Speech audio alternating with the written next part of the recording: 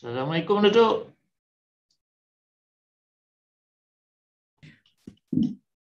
Waalaikumsalam. Sihat lah. Sihat. So, tak lama, baru 10 orang. So, early. Dia awal dia slow sikit tu. Engine baru nak warm up. Panas. Okay, Samsul, I need to go and have breakfast first and then I'll join you back. Okay, By 10 o'clock. Nah, pukul 10 kan? Ya, pukul 10. Okay. You're in my room lah. Ya. Kita punya sebab hebat sikit setting dia. Might as well use it lah. Zainal is in Kuantan. Prof Zainal. Dia ada kat Kuantan sampai pagi dia telefon saya cari. Tapi tak apalah. I'll talk to you later. Nah? Ni orang nak masuk. 10 o'clock kan? Okay. Ya. Alright. See you. Okay.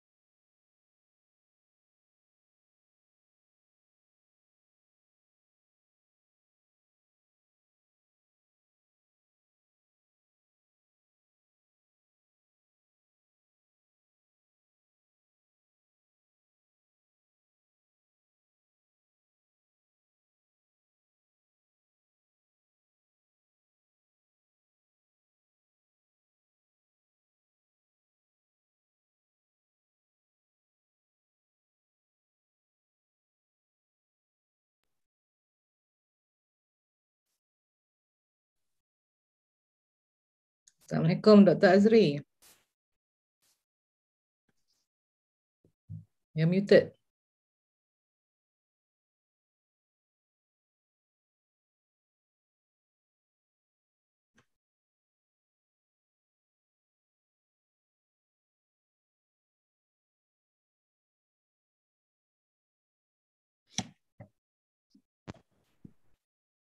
Assalamualaikum.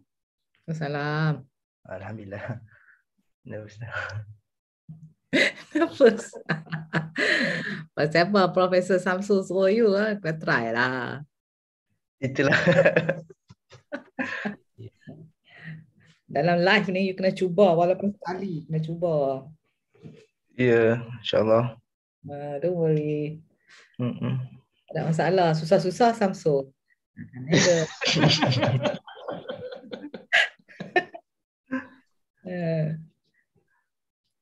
Tak susah sangat kot. Soalan-soalan better lah. Better tanya sekarang lah. Because I tak tahu sebenarnya what is exactly lagi dalam you all yang minda kan. So time to ask lah. If I can answer, I answer. Macam tu lah. Okay. Nah, morning Zariha. How are you? Ni Datuk, sorry terlambat sikit. Ada banyak perkara pula. Banyak perkara. All the best. Thank you. Yeah, saya invite mereka dari Inhad as well. I don't know whether they are coming or not this morning, but I hope some of them will attend to this program. Okay. Good. Yeah, because yesterday we had our rector visit to Inhad. I heard. Tak nak cerita lebih lah.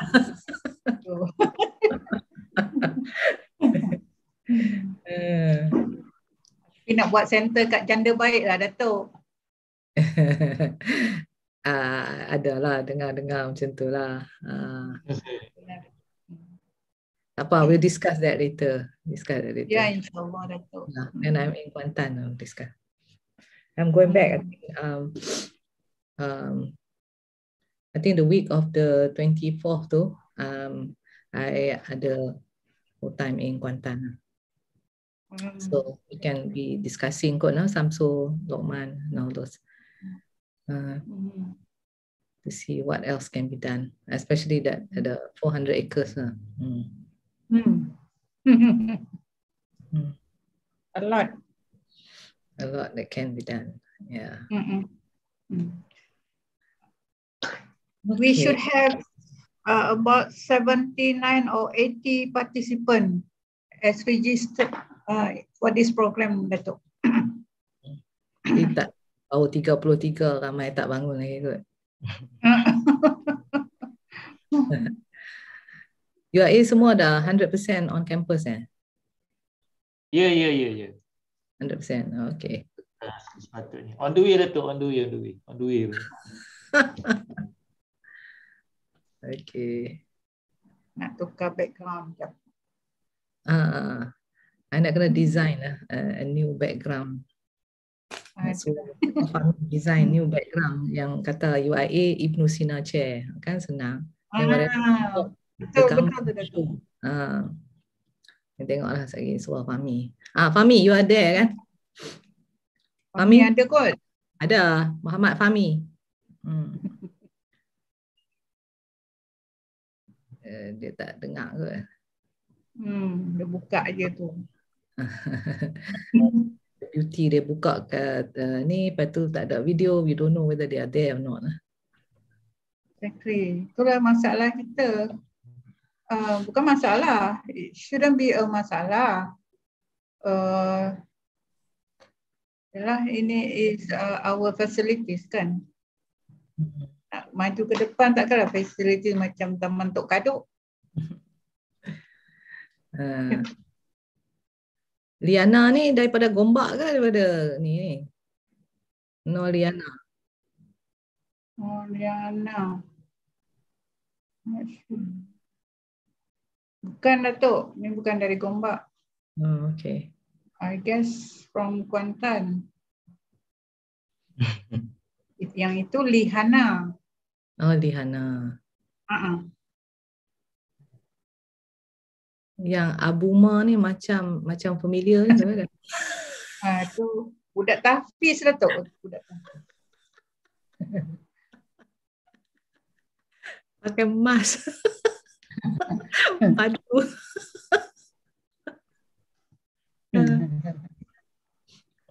Okay, it's about 42 now. Mama Azri, Dr. Azri, so whether you want to start or what, I'm okay. I think we can start now because we will begin with Dr. Samsul, Prof. Samsul remarks first. Okay, Assalamualaikum warahmatullahi wabarakatuh, and very good morning and Jum'ah Mubarakah to everyone. Hopefully, all of us have a good morning. And the first agenda is the welcoming remark from our Deputy Campus Director, Professor Dr. Samsul Rahman, to give a few welcoming to all the audience. Please, Dr. Prof. Samsul. Bismillahirrahmanirrahim. Assalamualaikum warahmatullahi wabarakatuh. Thank you, Dr. Azri, our moderator. I would like to thanks to the... Dengar, boleh dengar? Okay. Dengar. Kuat sikit. Thank you to the organizing committee, particularly Datin Dr. Zaliha, who always champion in terms of organizing forum dialogue for OCD, especially academic support service. Our beloved, respected, honorable Datuk Prof. Emeritus, Dr. Asma. Oh, Emerita. Professor Emerita. Okay, Professor, lecturers, doctors, brother and sister, ladies and gentlemen. Thank you for coming for this special dialogues with Datuk. Datuk Asma basically is my teacher, my sifu since 1992. So Datuk ni very in term of expectation to her student tu very special lah.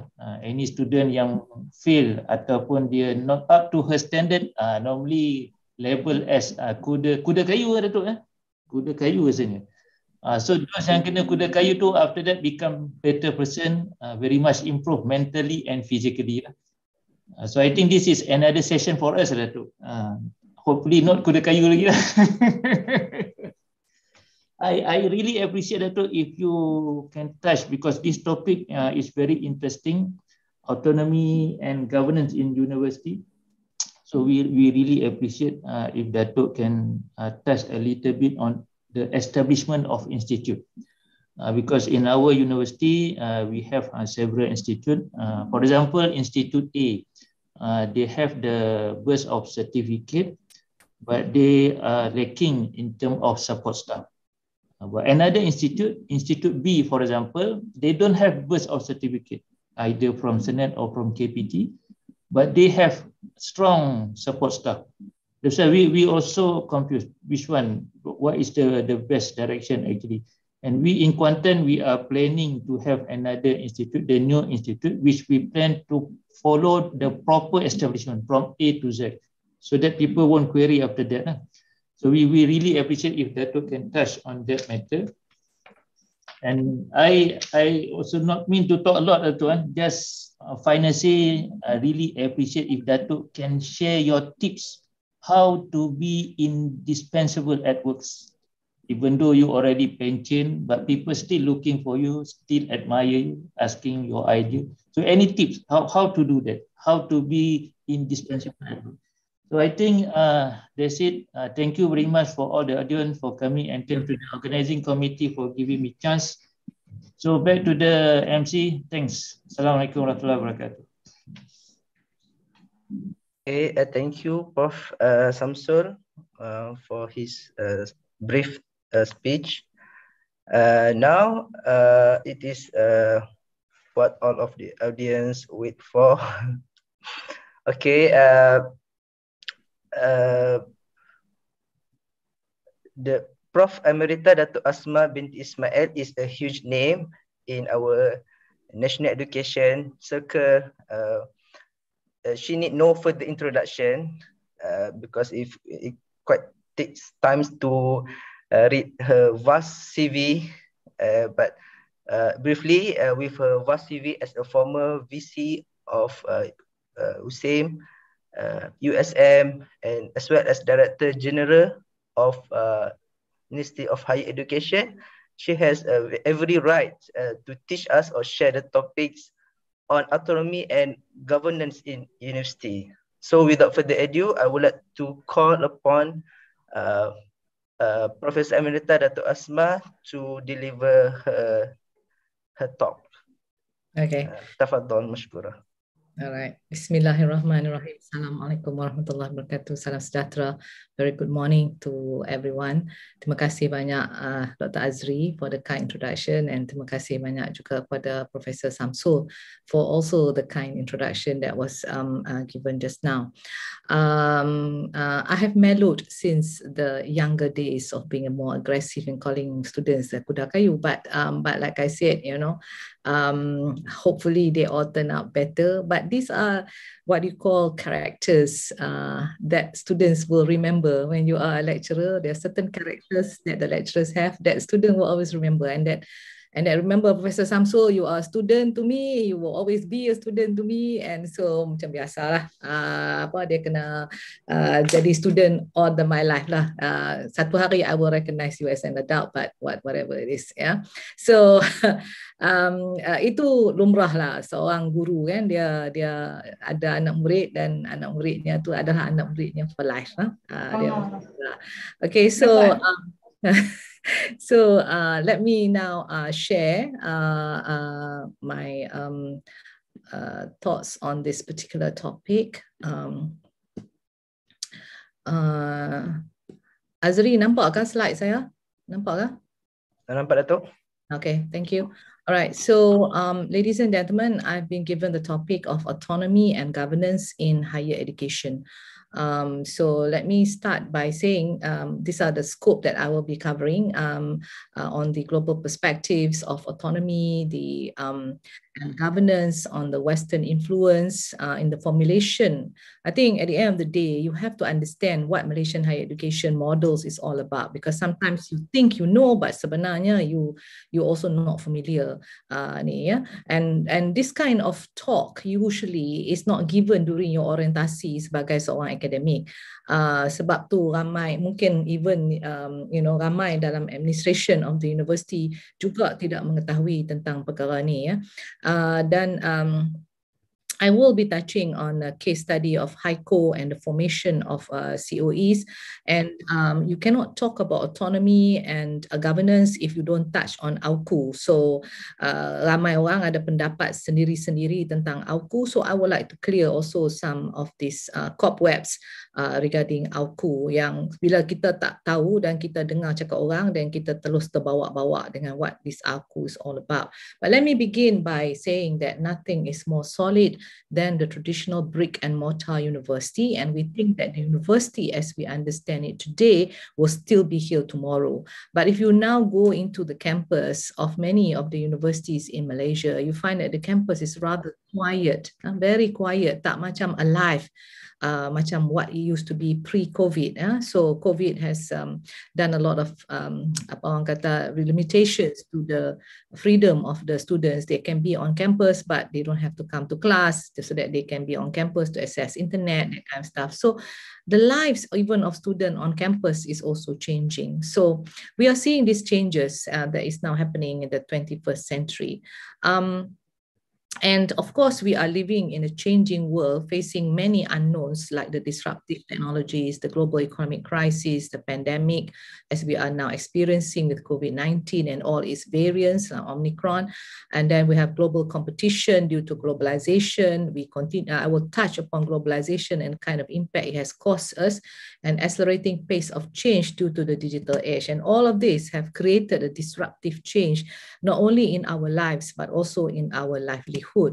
Now, despite all this rapid change that we are seeing in the world due to the disruptive technologies, globalization, etc., the change to autonomy and governance of universities globally, not only in Malaysia, but globally has been very slow, very SLOW.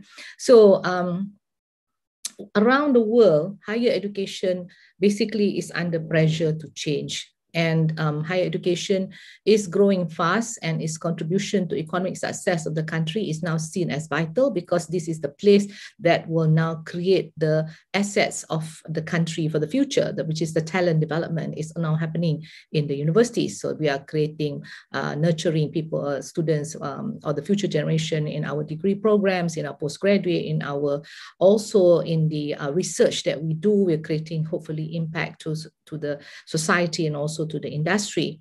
And the universities and other institutions are also expected, as I said, to create knowledge. That means the publications that you do, to improve equity, the translational research that you do that can now undergo community intervention, so that you can now improve the inequity antara miskin dan kaya, so that we can now reduce that gap and help move in terms of SDG, and also to respond to student needs efficiently.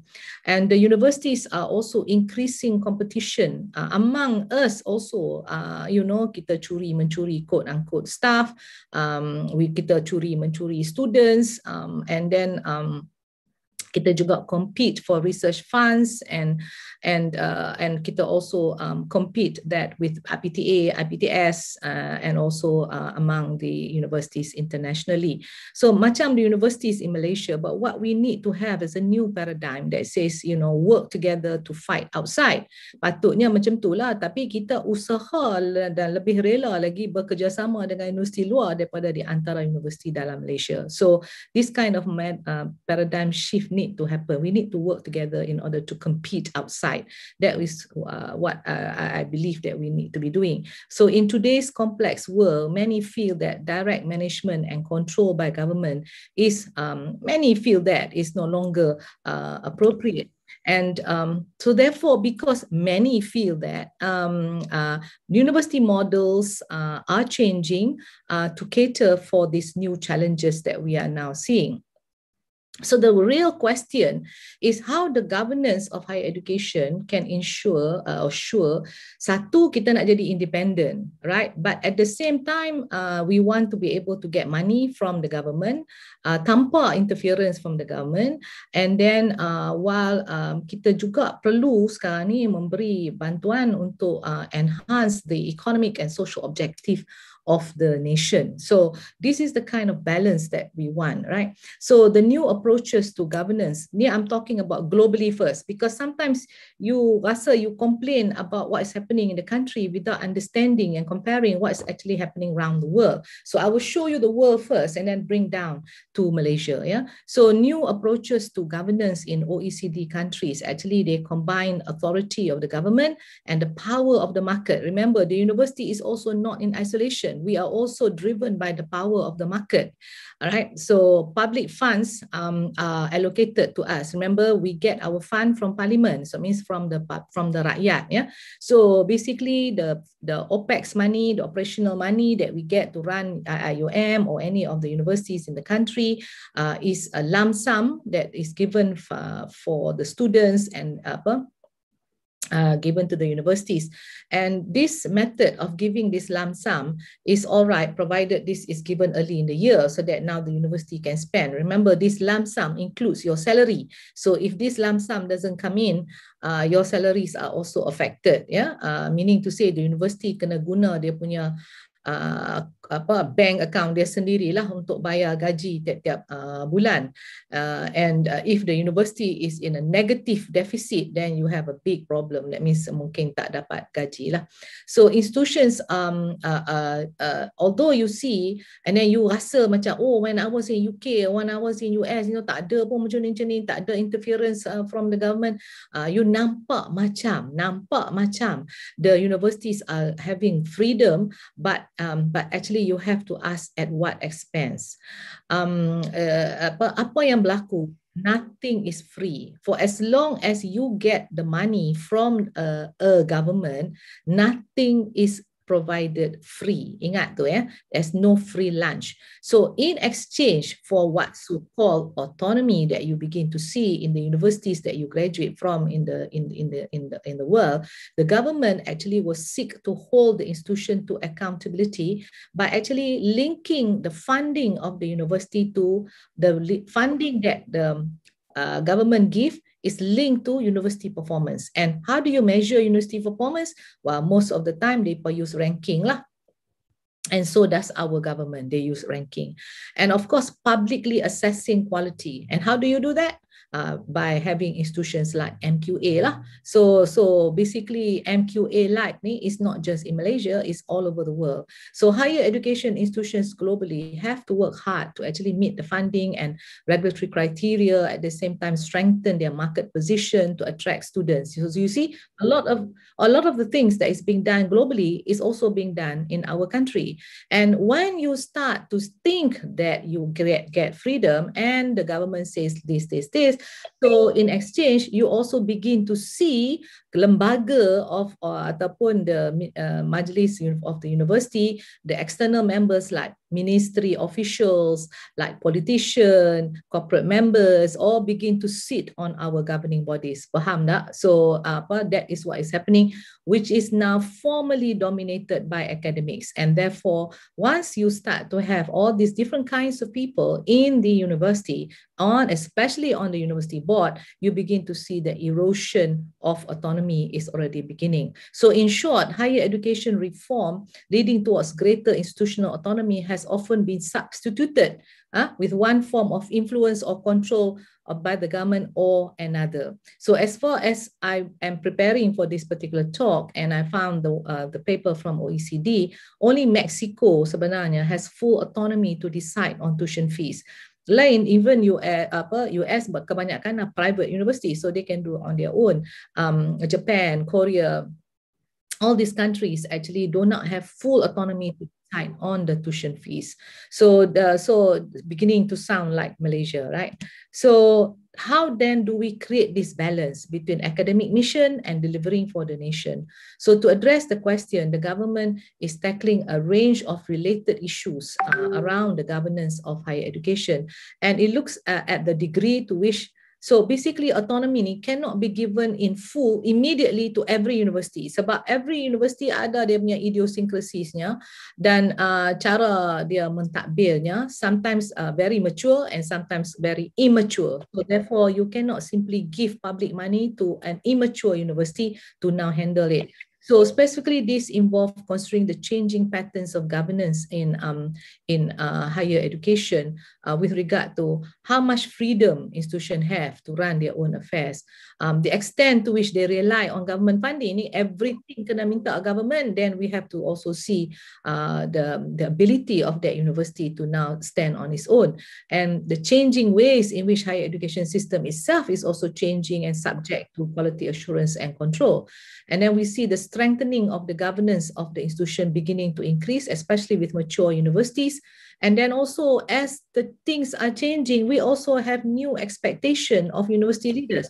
Dulu seperti Ungku Aziz, let's go for knowledge. Tapi sekarang vice chancellors, they also need to income generate. So you begin to see that the current chancellors are required to be of entrepreneurial as well as knowledge leaders.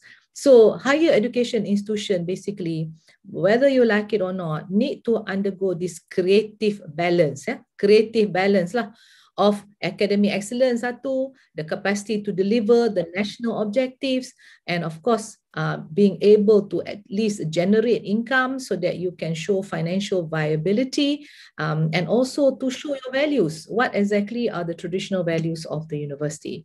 So if you're coming back to Malaysia, if we find that Malaysians, as we say, deserve the best education that the country can offer. Okay, khalas, that is a statement, right? And to provide quality and relevant education, the Malaysian education landscape therefore needs to transform, and to ensure and prepare Malaysia's future. This is always my word lah, by design and no longer by chance. Right?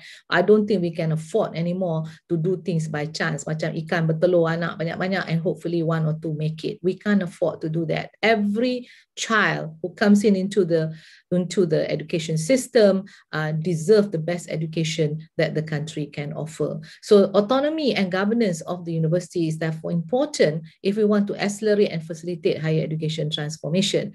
So now, before we can go into the topic of autonomy and governance, you need to first understand how Malaysian higher education model was formed. First of all, you must remember, kita ni bukan kita punya own acuan. We are the influence of Western origin in ASEAN universities. And of course, the first influence is the British model, which is inherited by India, Pakistan, Bangladesh, Sri Lanka, Malaysia, Singapore, etc. While the German model is more in Japan, in all the other places that we see, and Taiwan, etc., South Korea. So the impact, why we have this British model? So the impact includes suddenly now the influence of the English language.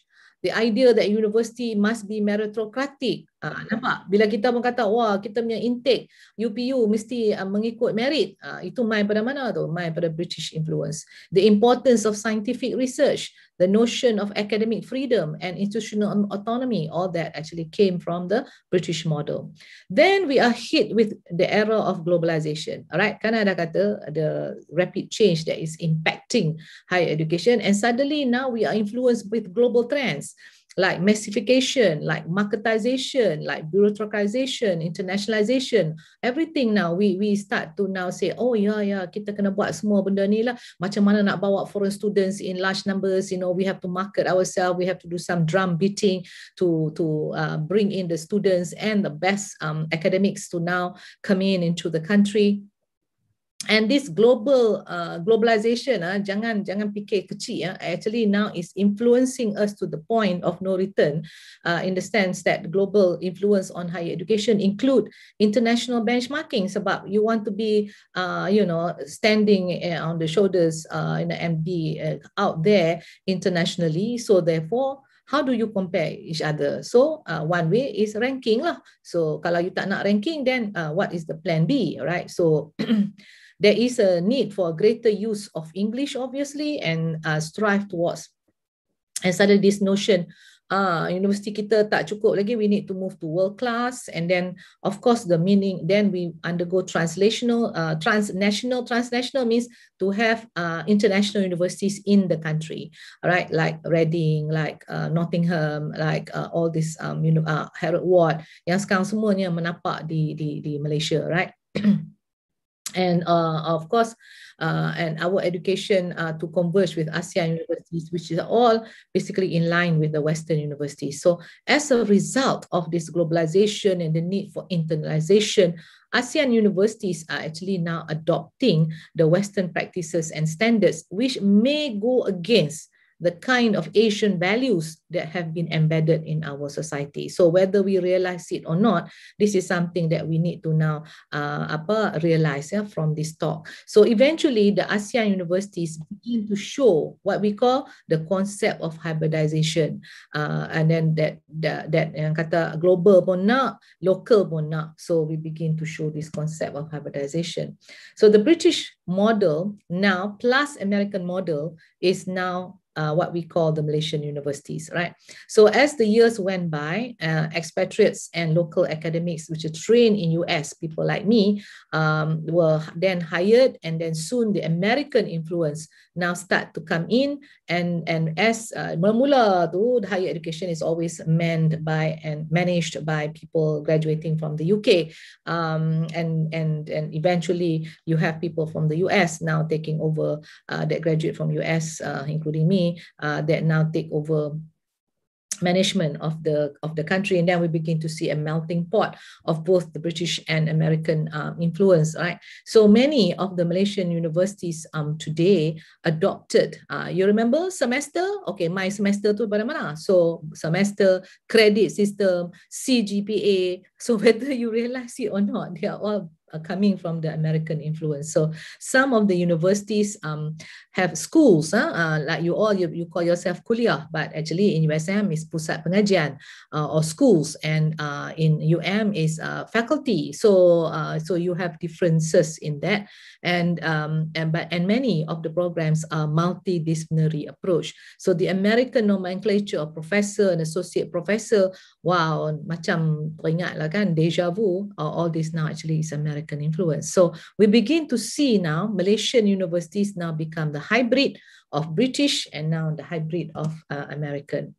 Then, of course, we have the Islamic influence uniquely to Malaysia.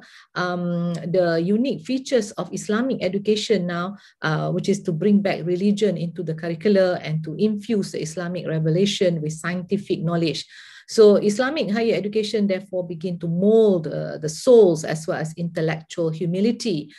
So marilah now, the concept of Islamic influence is like ethics, morals, values, soft skills, and the graduates would now, in Islamic university, will be more religious focused instead of skill focused. But the Malaysian university is unique in the sense that kita ambil dua-dua, ya. So the Islamic higher education philosophy basically is to acquire knowledge for the common good and promote widespread knowledge or dakwah, which is quite contrary to the concept of commercialization of R&D through patents and licenses, which demands exclusivity. Nampak? Berlainan pemikiran. Kalau kita move commercialization, kita ada patent and so forth, that is to say now is exclusive kita punya, or belongs to the university, not even belong to you, you are just the inventor, belongs to the university, and that's it. But in an Islamic philosophy, all this knowledge is meant for public good. So there you have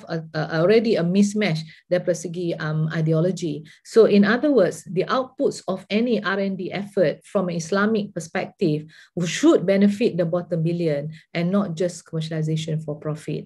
So this is where now, kalau manning RMC, and also the intellectual property punya ni ataupun the holdings or whatever of IIUM, what exactly now do you want to do? Because you are an Islamic university, habis cerita, and therefore you should now be benefiting the bottom billion rather than for commercialization or for profit.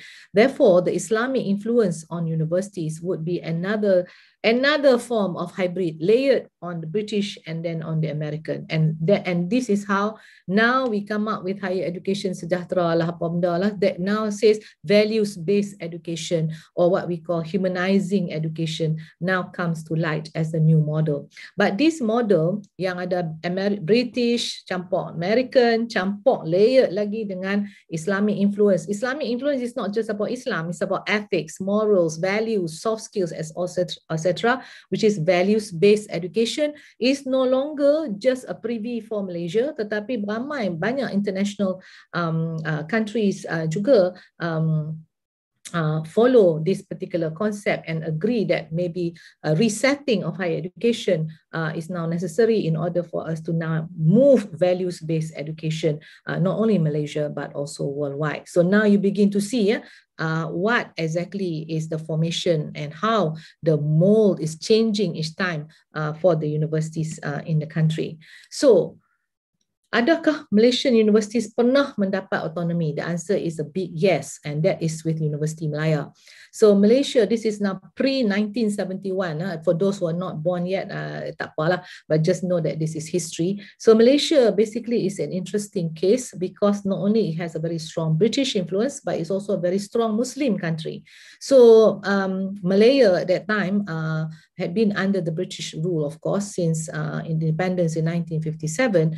And of course, the first university in the country, Universiti Malaya, was given the autonomy, and they follow the British model. And given the autonomy in the sense that Universiti Malaya boleh buat dia punya own course content, award dia punya own degree, hire dia punya own faculty, admit dia punya own student, but still dapat all sorts of help from the government. So this is apa orang kata the best autonomous university that you can get. So probably the only university that had is that kind of taste is Universiti Malaya.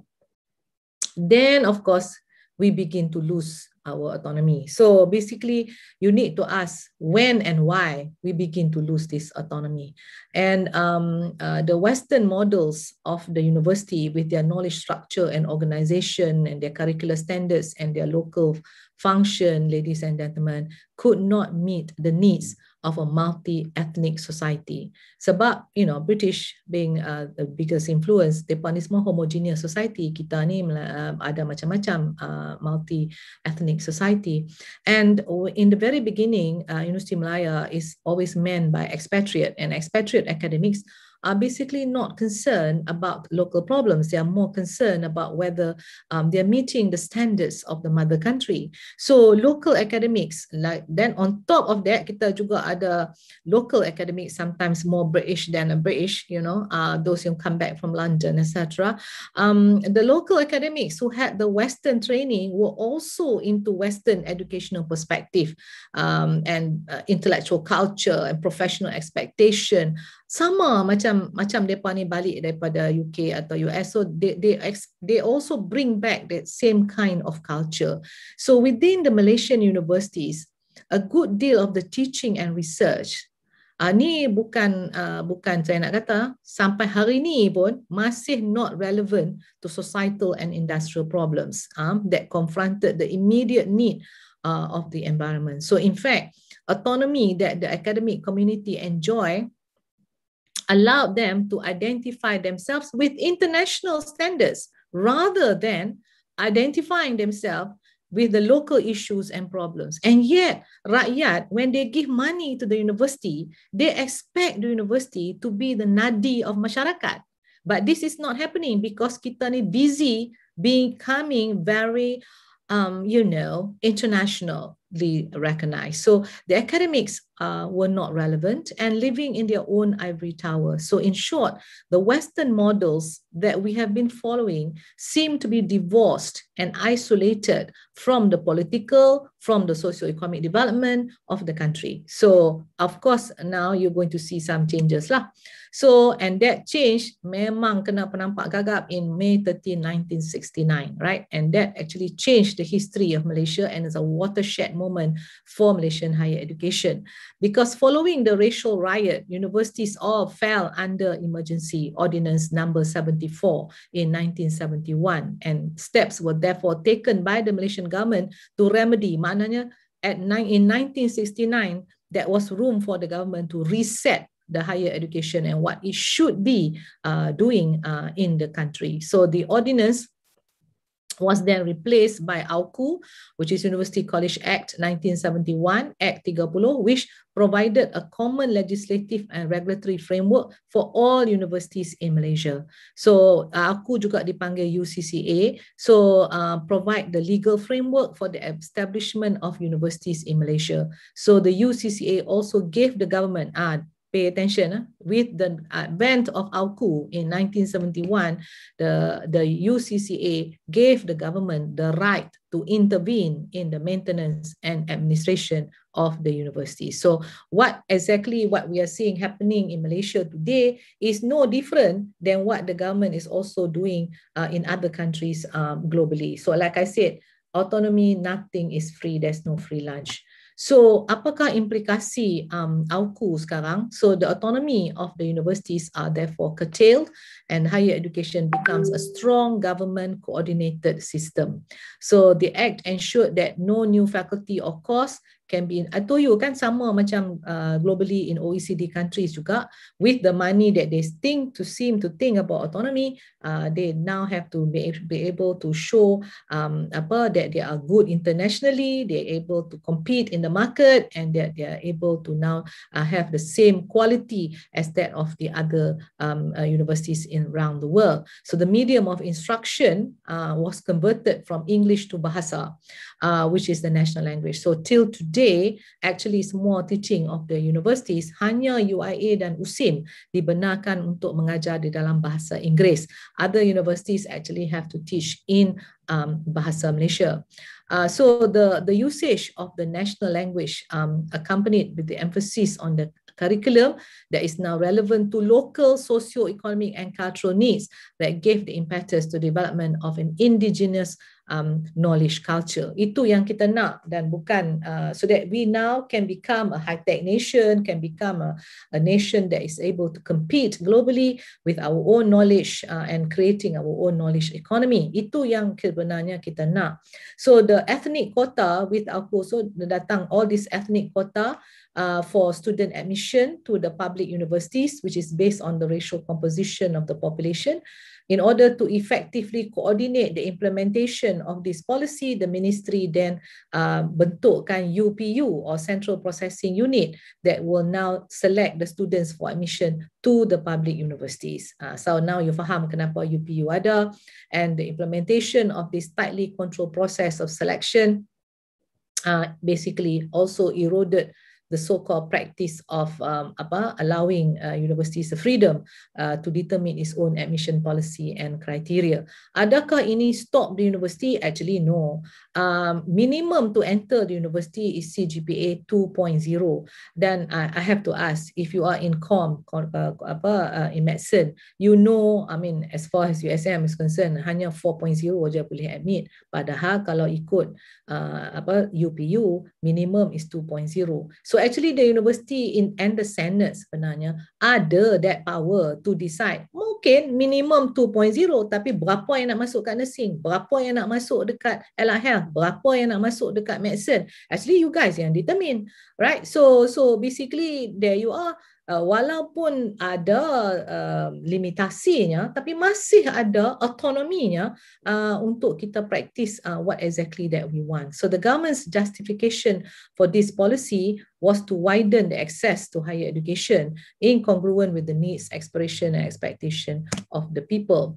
So despite all these challenges that we see faced by the universities, yang ni lagi kalau you all tak terkejut gila, memang patut terkejut lah, because the Ministry of Higher Education was only established in 2003, which represents the government's emphasis on higher education. And the Ministry of Higher Education was established after 13 university have been formed. So all this while kita kat mana? Ministry of Education bersama dengan sekolah-sekolah. Sebab itulah the last 10 minutes of any meeting, higher education ada masalah apa-apa kah?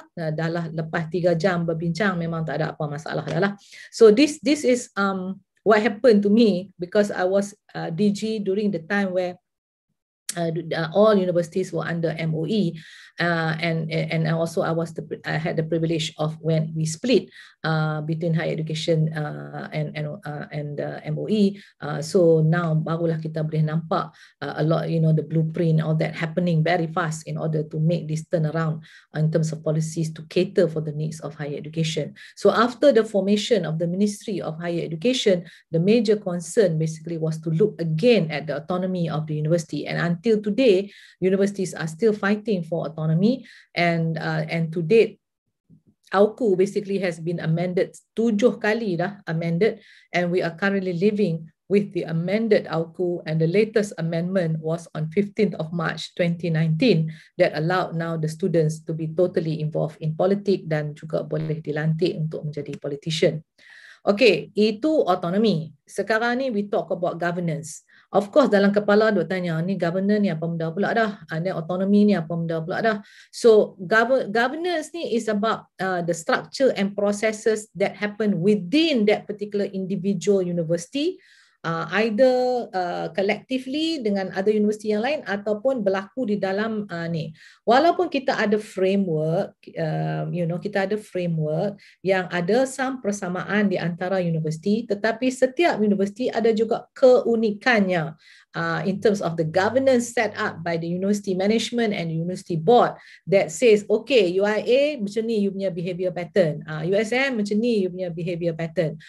So basically kita kena tengok lah the kind of governance yang ada kat universiti mana yang successful. Maybe it's time for us to also create that agile response to change, so that kita sekarang ni nampak kehebatan sebuah universiti yang dapat fly faster dan mungkin kita dapat mengikutnya, ya. So the distinction is often drawn between internal and external governance lah, to differentiate macam saya kata tadi.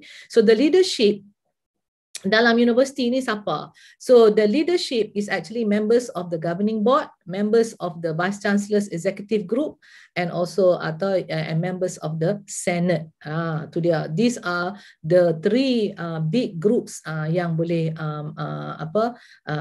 actually make the decision that can turn around the governance of any university. Yeah. So academic governance and leadership are two interrelated concepts that set the tone and the direction for the development of higher education at the system as well as institutional level. So the National Higher Education Strategic Plan and the Malaysian Education Blueprint for Higher Education are two of the major national strategic initiatives which is designed to actually steer the development of higher education in Malaysia and to meet the needs of the nation in terms of in the knowledge economy. So basically, in terms of Malaysian Higher Education Blueprint, how do we rationalize living within the AUKU framework? So kita ada 10 trust which is still valid today, and we need to, and then we say, kenapa kita tak dapat all this autonomy? Kita tak dapat autonomy daripada mana? Kita tak dapat autonomy daripada ministries like like JPA. Maknanya kita tak boleh lantik staff sewenang-wenangnya. We have to wait for the number of posts coming from JPA. Kita juga kena follow Ministry of Finance punya rule, and then kita juga kena follow MQA punya ni. So trust tu is very important. MQA dia bagi trust dengan secara SWA akreditasi. So maknanya dia dah allow you to have that flexibility. Every 5 years dia evaluate your capability for becoming a SWA akreditasi university. So MOF ada dia percaya, mostly dia tak percaya. Atas dasar tu kita kena follow treasury ruling. So that kind of stuff lah. So kalau nak tahu tentang what kind of governance, sebab remember the blueprint janji kat kita empowered governance. So basically if you are in the holding the leadership role, eloklah you pergi baca buku on enhancing university board governance and effectiveness ni, rebus buku ni dan minum airnya supaya you now know actually how to steer the university, right? Because this is a guide, this is bukan kata hukum hakam, tetapi this is a guide so that people in administration lebih cerah kepala dia in ini. Because in administration, there are governance, there are policies. It's not about bagi hemah saya. It's about, I think it's like that. No, it cannot be done like that. You have to see benda ni in perspective of the other universities as well. So the ministry will facilitate and accelerate the earned autonomy. So we find that in dalam buku governance is so very important. First of all, kepala you kena cerah. What is the job and of the board of governor? Which must have separation of power between the board of governor and the university top management and senate. Kat mana dia boleh interfere, kat mana dia tak boleh interfere, because then that is called, if the board of governor interfere dengan university management, the board of governor interfere dengan senate, habislah. Senate is separate, ada power dia sendiri. University top management ada power dia sendiri, and the board of governor ada powernya sendiri. And there are some that is joint select. Maknanya mereka boleh bersama, tetapi in mostly this is where very important kita separate that power. Kalau tidak, there will be interference all the way. And of course, macam mana kita patut manage the university holdings, that is another ni. So when we first started until today, all the 20 universities basically have been given autonomy. So this is usually the slides that I use as the DG before in order to give my briefing on autonomy to all the vice chancellors at that time. So we will discuss about all these factors today. In terms of institutional governance, right? The board of director and the governance of the board of university is the decision maker, betul? Sebab ada benda-benda yang kita kena bawa kepada board. So the government regulations and directives is permanent except for what has been delegated authority by the Ministry of Finance. So whether you like it or not, in terms of institutional governance, segala government peraturan dan direktif is permanent. So maknanya tak ada banyak lah yang you boleh tukar sangat. But from the Ministry of Finance, you boleh adopt and adapt. Kebanyakannya kita terima aja. Tapi a university boleh adopt and adapt. And if you want to do that, you have to say how you're going to do that and get the permission from Ministry of Finance, and you can have that kind of autonomy already. So it's up to your bendahari how they're going to be able to do that. In terms of financial and income generation, pada amnya, LPU atau LGU will adopt the rules of treasury instruction. But like I said, they can choose to adapt or adopt. Nak guna ke tak mau guna in total. Tapi kalau tak mau guna in total, you have to show what is your plan B in achieving that kind of effectiveness kalau you tak di ni. Sebab maknanya that is something that top management kena be able to deliver lah with the help of bendahari. And the LPU or LGU will manage and spend their own generated revenues by using internal rules. Maknanya universiti kan sekarang diminta untuk income generate. So duit-duit yang kita income generate sendiri sebenarnya tidak lagi memerlukan kelulusan daripada treasury MOF. And university top management boleh menggunakan revenue yang dia generate tu untuk sekarang ni dibawa kepada LPU atau LGU untuk permission sekarang ni to spend the money for whatever purposes that need to be done. So in terms of human resource, you know lah, the number of people that you can hire in IUM is of course based on how many posts that you get from JPA. But if you now have new posts like contract lah, part time lah, ataupun you nak bagi promotion to certain people on certain aspect ke, ataupun you nak bagi orang kata at the end of the year ada kita buat SKT kan, kalau macam kat USM ni quota 5%, so maknanya 5%, tapi ramai orang yang actually deliver more than the 5% allocated. So we can use our income generate to bagi semua hadiah-hadiah ni kepada seramai mungkin yang satisfy. So and all that is beda, you can do this top up berdasarkan the funds generated from your own sources, right? So the promotion based on top up does not involve changes in pension and provision of the government. So remember, kalau pun you dapat macam KUP ke apakah, all that provision does not come, maknanya it doesn't affect your pensions. For as long as you are working, you get that, but the day you pension, you akan go back to the ORI salary that you got, yeah.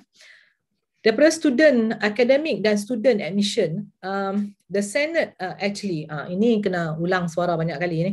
The Senate approved the establishment of a new faculty or a new school, or in your case a new kuliah, a new center of excellence, sama ada COE ataupun institute, which is all coming under center of excellence, and new study programs that do not involve the provision of the government. So the board of directors actually approved the internal allocation for the establishment of this faculty, school, center or program. And the public university, of course, is allowed to terminate the program or the course that lacked uptake unless the program, of course, has strategic value. So let me stop here sekejap. And the new program needs to be accredited from MQA, and universities can implement the enrollment management. Okay, what does this all mean dalam satu slide ni? Maknanya sekarang ni dalam pembentukan IIUM, you already have, bila nak bentuk sebuah universities, the university will now give to the government, hello, I now want to form this university, and therefore automatically I'm going to have faculty or kuliah of A, B, C, D, E, F, G. All right, so based on that, the government agree and that's it. This in the formation of that university, maka kuliah-kuliah tu sudah tertera. So you already have that. Okay. And but now you want to form a new kuliah, atau you want to form a new center of excellence, atau you want to form a new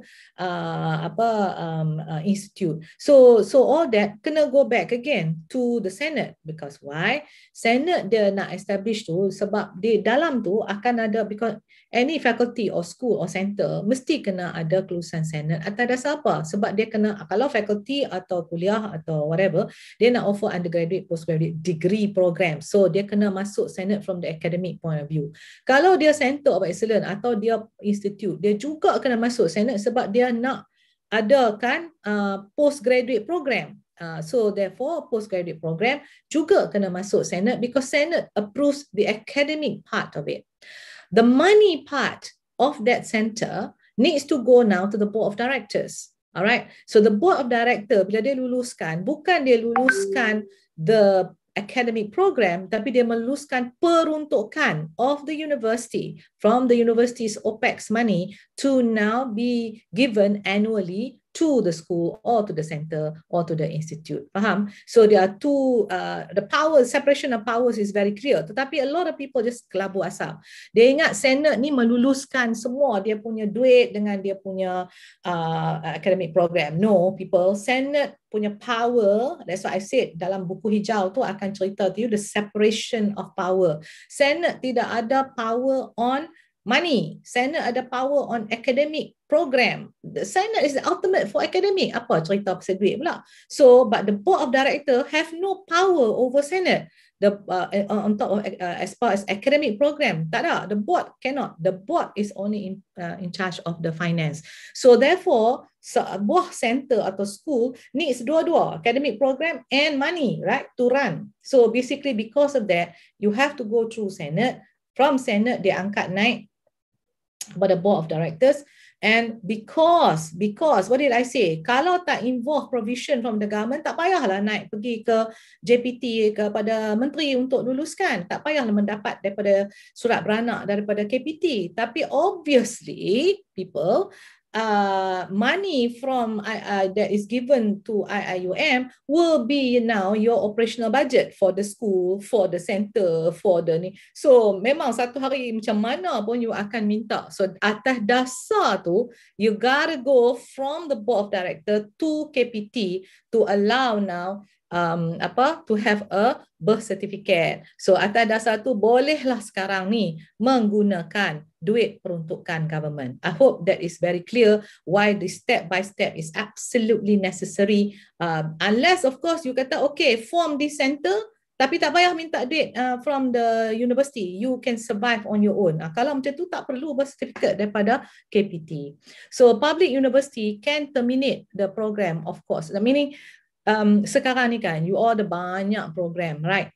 And then you gotta do the studies to see which is this program yang sebenarnya ni intake, lack uptake. Because ramai orang dah rasa macam program ni dah tak relevan. Kita dah sekarang ni post-COVID people. So we have to change our academic program also to meet now the new way of doing things with the new norm. So kalau ada lama lagi, and we begin to see yang lama bukannya teruk. Yang lama tu kena tengok student lah ni macam mana dia. Adakah dia sekarang ni dah tak minat dengan perkara tu. So if there is now a lack of uptake and you continue to offer, the money for operational will now be utilized to run that particular program, which uptake can be 2 atau 3 orang.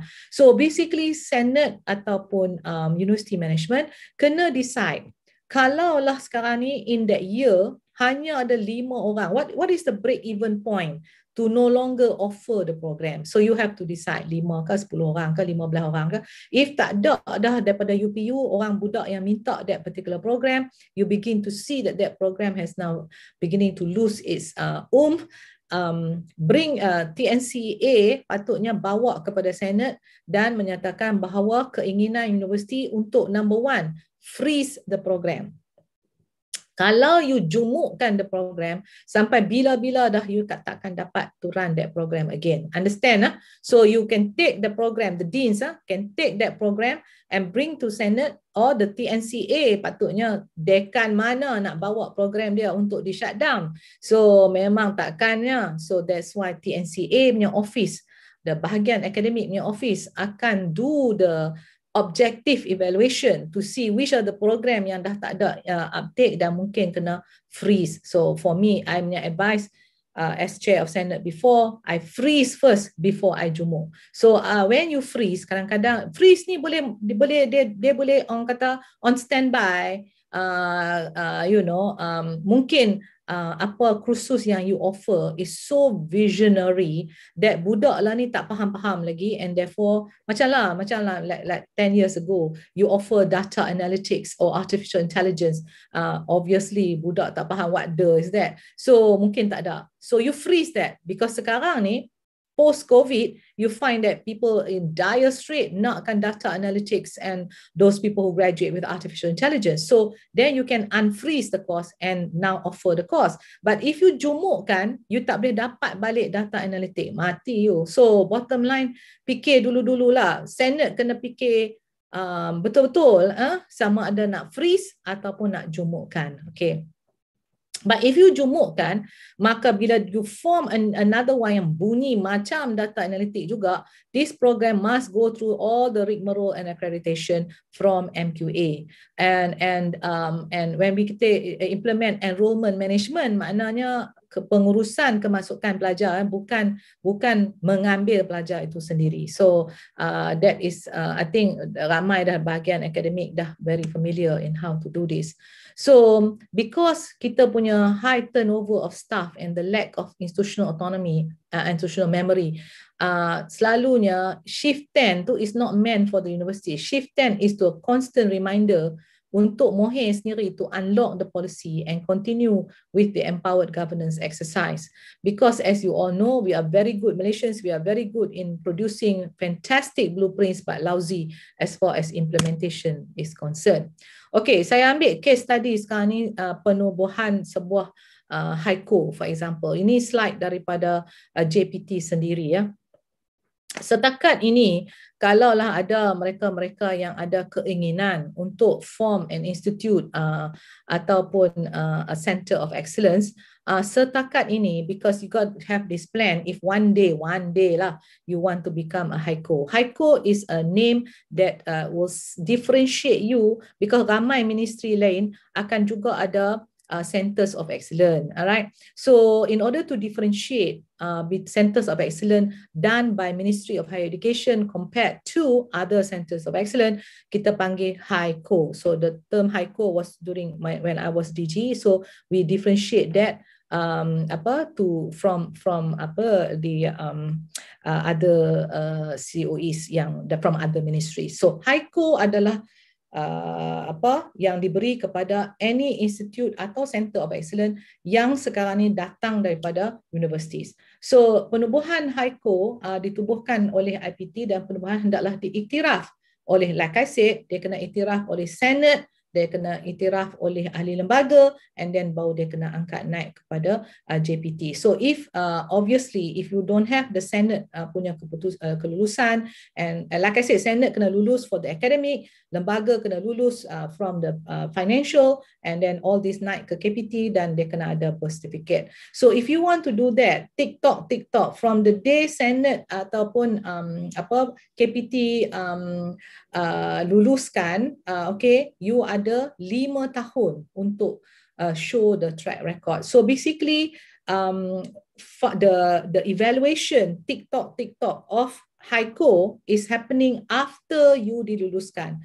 All right, so basically now you have 5 years to show yourself that you are able to deliver all the criteria that is needed for HICO. Okay, and basically JPT require that you focus for one bidang niche yang kukuh. So basically is it about sustainable health, for example? So one bidang niche yang kukuh. Alright, so and COE telah beroperasi sebagai pusat tanggungjawab dengan bajet operasinya tersendiri. If you now don't, so any new center of excellence kena sekarang ni go to Senate and go to your lembaga pengarah in order to get the kelulusan to get your own budget, right? So that TikTok from 5 years, you already show you have your own budget. And okay, kalau ikut governance of the university, apabila Senate dan juga dan juga ahli lembaga pengarah luluskan penubuhan sebuah Center of Excellence ataupun sebuah institut, maka sekurang-kurangnya dia kena bagi 2 pos. Mana pendaftar macam mana pun kena carilah 2 pos, satu sebagai pengarah, satu sebagai timbalan pengarah ataupun academic staffnya, kurang-kurangnya 2. Tapi untuk run a Center of Excellence, kurang-kurangnya 5 permanent staff kena ada di sana. Untuk maknanya kalau you nak jadi high court in the future, kalau you tak boleh tunjuk 5 permanent staff, we are in trouble. 5 permanent academic staff needs to be there ni. And remember, high court can be only, setakat ini ada 2 jenis high court sahaja. High court for research and innovation and high court for service. High court for service. So high court for service dia minta 4 academic staff sahaja, tapi dari segi for research ni untuk mampu menampung kos operasi dan menjana pendapatan yang mencukupi, mesti ditunjukkan oleh servis, because service is actually those center of excellence yang boleh buat consultancy, yang boleh dapatkan sebanyak duit yang mungkin dan sebagainya, mampu menampung kos operasi. Tapi for research and innovation tak perlu menunjukkan kemampuan sedemikian, tapi masih lagi diperlukan menunjuk adalah capability untuk menjana pendapatan. So maknanya berat lagi lah bahu teras perkhidmatan ni nak memikul, sebab dia kena tunjuk the ability to menampung kos operasi. Tetapi apabila takbir urus tu bagi research and inovasi, kalau tak boleh generate income, this high core potential better be showing dapat a lot of grants. Okay, so padahal high core perkhidmatan kena tunjuk as much money that they can generate. High core research and innovation kena tunjuk as many grants that they can now attain. So very important to see this. So dia menggunakan MIRA criteria. So IUM, this is the high core punya ni, tetapi for every untuk this is like 5 years after you dah jadi Center of Excellence di IUM. So markah dia makin lama makin naik lah. So pemarkahan maksimum adalah 172 kalau ikut ni.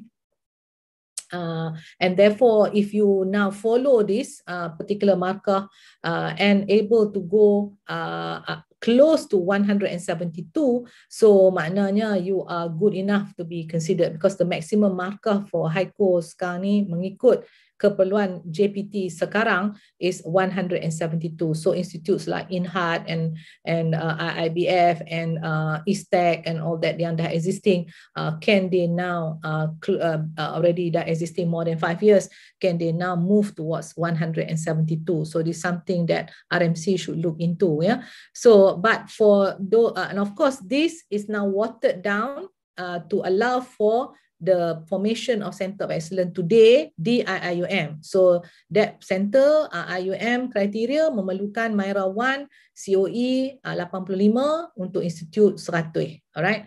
Tapi sekarang ni kalaulah siapa yang berani nak tunjuk ability ni, tunjuk juga MIRA 1 dan tunjuk juga instrumen menggunakan instrumen HICO, how close are they to 172. So katalah mereka dah sepas 100 dan boleh menunjukkan close to 172, maka dengan itu memang Senate patutlah tabik spring yang kata dia memang to die for lah. Okay, so there you are. And this is of course the criteria kalau you nak jadi teras perkhidmatan. Ingat, perkhidmatan means maximum marks you is 146. So if you can challenge yourself onto this, then it will show you the ability to do teras perkhidmatan. So hala 7 haiko mestilah bidang niche yang berfokus. So tak boleh buat macam-macam. Dia macam ni. The formation of, let's say, INFORM, Institute for Research Molecular Medicine that I form and dapat haiko dalam masa 5 tahun. Basically, we have okay, a center of excellence, dia ada macam satu focus niche area. Barulah dia panggil Center of XYZ. Tetapi kalau dia nak panggil Institute of XYZ, dalam institute kena ada beberapa niche atau fokus barulah dia boleh, sebab institut ni dalam segi hierarki atau ranking dia lebih tinggi sikit daripada just a center, right? So maknanya kalau evolusinya di dalam, selagi you masih di dalam kuliah, you boleh panggil diri you cluster ke, you nak panggil diri you unit ke, division ke, ikut engkau lah, tapi you are still bawah dekan. Akan tetapi bila sekarang ni you dah ready dengan Myra marks of 85 or Myra marks of beyond 100, and if you're ready, then you pergi ke university in IUM, you first register yourself, and then you kena pergi kepada university punya penyelidikan komiti bawah Profesor Hafiz, and you then declare yourself that you are ready to, and of course Professor Anis will evaluate you and then see whether you are ready. But to me, if you have only one bidang focus, you become, ask yourself to be a center sudahlah. But if you have 3 or 4 bidang niche focus, dan you boleh tunjuk dalam situ hak mana lebih kuat. And that lebih kuat tu usually is what haiko akan pick up as the bidang niche berfokus. Faham tak? The formation of a center, satu bidang fokus. Formation of a haiko memang dia minta satu bidang fokus, tapi kalaulah dalam nak masuk senate ni nak minta kata untuk jadi institute, sebaik mungkin ada 3 atau 4 niche focus, and then you boleh tunjuk the strength yang ada dalam tu, which one. So dalam INFORM, for example, kita ada therapeutic, kita ada pharmacokinetic, kita ada vaccine group, kita ada diagnostic group, alright? So 3 atau 4 yang strong. But dalam semua tu, the diagnostic group showed the strongest. Masa tu saya dalam diagnostic, so we showed the strongest. Maka dengan ini, haiko, bila jadikan INFORM haiko, dinyatakan bahawa diagnostic is the focus area. You faham tak apa maksud one focus area dalam tu? So macam INHAT for example akan ada beberapa focus area yang kata food ke, ataupun pharmaceutical ke, atau terhadap Islamic knowledge on halal ke apa. So then show which one is the strongest. That is the one that is now declared to KPT to say this is the bidang niche within INHAT. So itu sebagai example lah ya. So then of course you gotta show jaringan kolaborasi supaya kita nampak that you ada kolaborasi dengan pihak swasta, dengan pihak antarabangsa, supaya mengurangkan kebergantungan kepada dana kerajaan. So itu kena tunjuk, dan mesti menunjukkan you menjadi pakar rujukan utama dalam bidang niche masing-masing. So that means if you katalah dalam INFORM ada 3-4 niche tu, tapi diagnostic is the one that menjadi rujukan utama, so we have to show evidence of that, for example. So apa maksud apa yang saya kata sekarang ni dengan autonomy yang what can be done with the autonomy that is now given to you? Formulate university strategic plan and shared values that is agreed by BOD and BOG atau BOG. And that one, maknanya sekarang ni dia macam ni. Dalam autonomy, orang duk kata mana ada autonomy. Hello, we have a lot of autonomy. Yang autonomy yang diberi oleh KPT pada kita pun masih kita tak guna dengan sebaik-baik mungkin. Apa maksud saya? Kalau kita ada satu ayat, mom's order, you cannot go outside.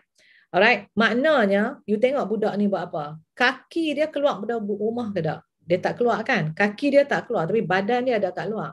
So what does that mean? You can be creative as long as it is within the governance framework. Do you understand this picture? Maknanya sekarang ni, if you want to challenge pun, dia bukan challenge sampai to the point dia akan memudaratkan the university. But you can do a lot of things as long as you don't, as long as it is within the governance framework. So like for example, banyak-banyak benda yang you nak buat. You can formulate university punya own strategic plan. Tak ada siapa ganggu you punya strategic plan. The only one yang akan look at your strategic plan has to be luluskan oleh BOD. You can formulate your own university's income generation. I mean, tak perlu hanya ada tabung amanah. I mean, tabung amanah by nature require 4 or 5 people to actually luluskan, because tabung amanah banyak leceh. So that's why dekat USM kita form tabung enterprise. So tabung enterprise membenarkan dekan-dekan ataupun pengarah to generate income, tapi kita memberi up to 50% for dekan to keluarkan balik duit tu untuk from the total volume to actually now be able to utilize for nak buat apa-apa yang perlulah, nak repair ke, nak bagi sebagai nak buat team building ke, nak bagi scholarship ke budak ke, up to you dengan you punya income generate. So and the KPT juga tidak ganggu the KPI or the KIP that is set by the university for the pensyarah. So basically University Management Committee UMC akan decide apakah KPI atau KIP yang diperlukan kepada seorang dekan atau kepada seorang pengarah yang diperlukan, ya. And of course extra criteria for promotion exercise. Like for example JPA untuk that post, dia dah kata okay, dia dah setuju dengan apakah kriteria for promotion exercise. So kalau you nak tambah on top of that, it's up to you. Janji the minimum requirement for promotion exercise tu dah ada. Like for example sekarang, kita patutnya move towards translational. Islamic University apa saya kata tadi? Dia patutnya tunjuk and help the people of the bottom billion. So maknanya community intervention is very important for an Islamic university. So but sekarang ni untuk kenaikan pangkat hanya diminta papers, for example, right? So basically kita boleh tambah kata okay, show impact of outcome yang saya kata tadi kan, impact to translational, to help the community, etc., with the research that you have done. So maknanya that extra, this already yours to do it. So it's up to the university to now agree to do this. And of course for all the dekan-dekan, you are selecting your own external examiner, juga tidak diganggu oleh KPT, and you select your own external evaluators for promotion exercise, and then external examiner for postgraduate, semua you buat sendiri kan. So you have that autonomy, and also you formulate your own strategies if you are into ranking or you are into Myra. Memang RMC diminta untuk create your own strategy macam mana nak improve your Myra marks, etc. And satu lagi saya tengok dalam universiti jarang-jarang UMC fikir pasal how to enhance your own happiness index, because happiness index of an institution is so very very important. Maknanya dia kena kondusif untuk support staff, dia kena kondusif untuk akademik, untuk nak bekerja dalam that university. So you create your own happiness index. If you don't put happiness index as a KPI, dekan-dekan pun takkan pay attention to that. But for me, I put happiness index as part and parcel of the KPI of the dean or pengarah, so that dalam that particular PTJ, dia kena jaga the happiness index of the staff, because a staff that is happy will always be very productive. So I now share some of the potential concern mungkin tertanya pasal AUKU ni, like persepsi pelajar tentang AUKU mengarut lah, tak mesra pelajar lah, tak berdemokrasi lah, tidak menurut, etc. Tapi sekarang ni mahasiswa dah pun menang, in the sense that AUKU, the latest amendment, membenarkan pelajar berpolitik dan tidak dizalimi. So pelajar dibenarkan berpolitik. So that's why baru ni kat Melaka dah ada pelajar UiTM yang dicalonkan untuk certain political post. So there you are, pelajar is okay. So what about academic staff? Pelajar dah hebat, academic staff ni macam mana? Academic staff ni macam-macam yang kita kata cara pelantikan NC tak lulus lah, banyak campur tangan politik lah dalam pelantikan NC, universiti perlu diuruskan oleh ahli akademik, tapi sekarang dah banyak on the board kita dah banyak politician, dah banyak orang korporat dan sebagainya. Budget universiti, grant pendidikan, all this perception. So sebenarnya kalau kita tengok kandungan AUKU, sebenarnya yang AUKU yang cakap pasal staff hanya ada satu sahaja. Alright, and that is AUKU menyatakan semua ahli senat, lembaga, Naib Chancellor, timbalan Naib Chancellor, pegawai dan pekerja universiti semasa menunaikan fungsi mereka sebagai ahli Naib Chancellor, timbalan Naib Chancellor, pegawai dan pekerja semikian hendaklah disifatkan sebagai perkhidmat awam mengikut pengertian Kanun Keseksaan Akta 574. Basically, we are perkhidmat awam and all staff UA adalah perkhidmat awam and therefore subject to Akta 605. Alright, so 605 tu yang the one that forbid us aktif dan terlibat dalam politik, dapat bertanding dalam PRU, dapat pergi ke terus pergi ke Awani to give your talks without permission from the university, menjadi penulis atau pengulas politik, buka syarikat perniagaan, buka startup, all this yang tak boleh ni is all under Akta 605, bukan actually di bawah AUKU. So there you are. These are some of the perceptions. I'm sure there's a lot more questions that you want to ask, but I would like to say that thank you to also the PUU of USM, Dr. Khairul, for actually providing me some inputs regarding the concerns raised regarding AUKU. Okay, so thank you very much. That is sebis tentang autonomy and governance. I hope you are clear on some of the issues. And back to you, Dr. Azri. Okay, thank you, Datuk, for the eye-opening sharing. So I believe all of us still digesting the fact that Datuk has been shared. So I open the floor to any audience to ask what's in your mind about the today talks. Please, anyone?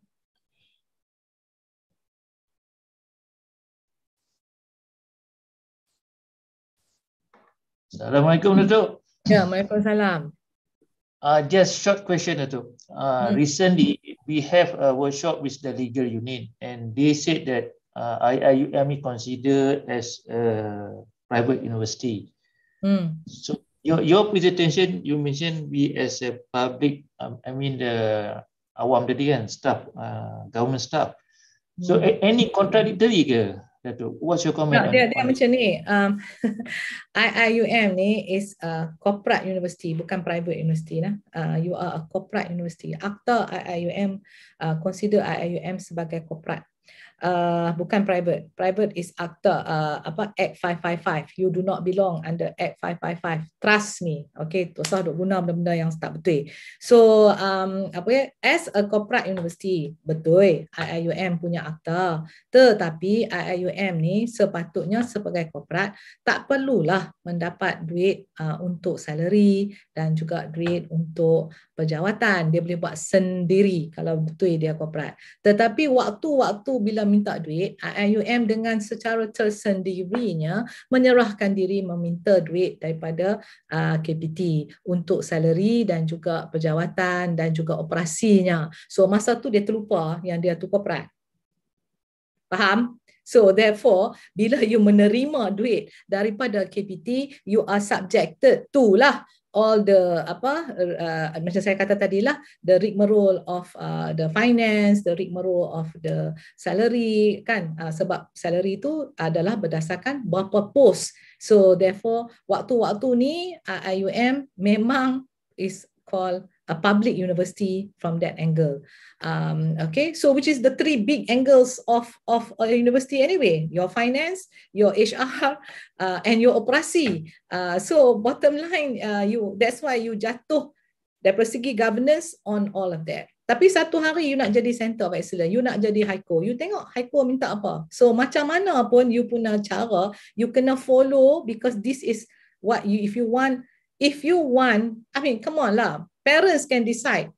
Okay, parents mungkin love you enough, but if you have a grant funding agency, bukankah grant funding agency tu akan menyatakan, ni aku punya kriteria, you meet this criteria, okay, I bagi you grant. Betul tak? So the same thing from KPT. You want my HICO money, okay, this is the rule of the game. So you have to follow lah untuk nak jadi, kalau satu hari you nak jadi HICO, so you have to follow the step. Macam saya kata tadi, kena masuk Senate dan juga kena ni. So sekiranya IAUM menyatakan bahawa I want to form my own, the Vice Chancellor have the right to form his own Center of Excellence, tetapi sampai mampu tidak akan direcognize oleh HICO. Dan the Vice Chancellor kena setuju. Remember, dalam sini dah menyatakan sekiranya duit diberi kepada Center of Excellence yang diluluskan oleh Vice Chancellor sahaja ataupun Rektor, tanpa menggunakan budget operasi, okay. Menggunakan income generated by IAUM sendiri, then it's okay. Nampak tak? So selagi, saya rasa selagi kita memerlukan duit daripada KPT untuk nak run IAUM, masa tu kena orang kata bend backwards lah and follow the grant funding agency. Macam tu lah.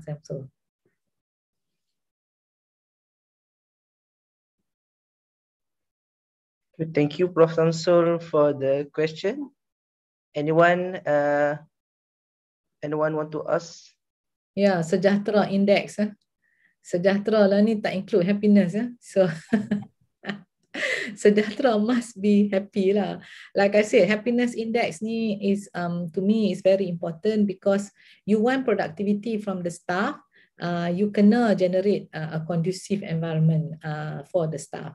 Support staff is as important as academic staff. So maka dengan itu policy dengan governance yang sekarang ni akan menolong, membantu towards happiness index basically needs to be looked into lah for the staff. So barulah kita dah duduk dalam satu happy family, I would say. Okay. So Datuk, there's a question from the Google form. The person asked, is there an index or tools to assess autonomy of universities? Nak assess autonomy apa benda? Dah kata dah, selagi kita dah ada di bawah AUKU, we have to orang kata do what the AUKU punya ni lah. But like I said, I have shown to this person already tadi kan, what are the things that is to me lah kan, banyak benda yang yang you should be doing that is given autonomy, itu pun kita tak buat sampai habis-habisnya. Tu yang saya kata tadi kan, AUKU hanya menyatakan don't go out, right? But badan you masih boleh keluar, janji kaki you tak keluar lagi lah by definition. So badan yang kita suruh keluar ni tak buat lagi apa yang sepatutnya boleh dilakukan. So that's what I'm trying to say. There's a lot of leeway for university management to kan I kata dalam management ni ada the Senate, ada the UMC, dan juga ada the board of governors, right? So these three are the university top management. So basically kalau lah kita kata tak ada kuasa, yang Senate punya kuasa ni macam mana? So Senate is comprising of academic aja, mana ada orang lain dalam Senate? So kenapa senators sendiri tidak ask for all this kelulusan untuk change? Like for example, sekarang ni MQA, saya bagi example lah. MQA dah kata boleh buat micro credential. Pasal apa kita tak buat micro credential besar-besaran?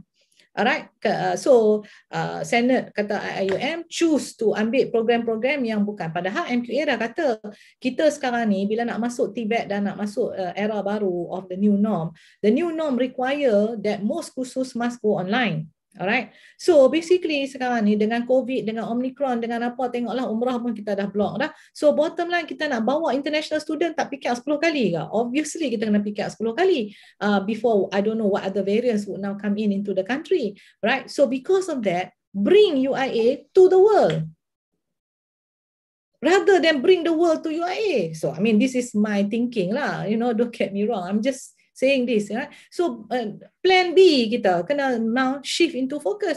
So kalau kita kata okay, postgraduate kita semua kena tunggu makhluk tu mai, kita boleh kata bring UIA to the world, register sama macam Coursera ataupun what Harvard and MIT and all these other universities are doing, right?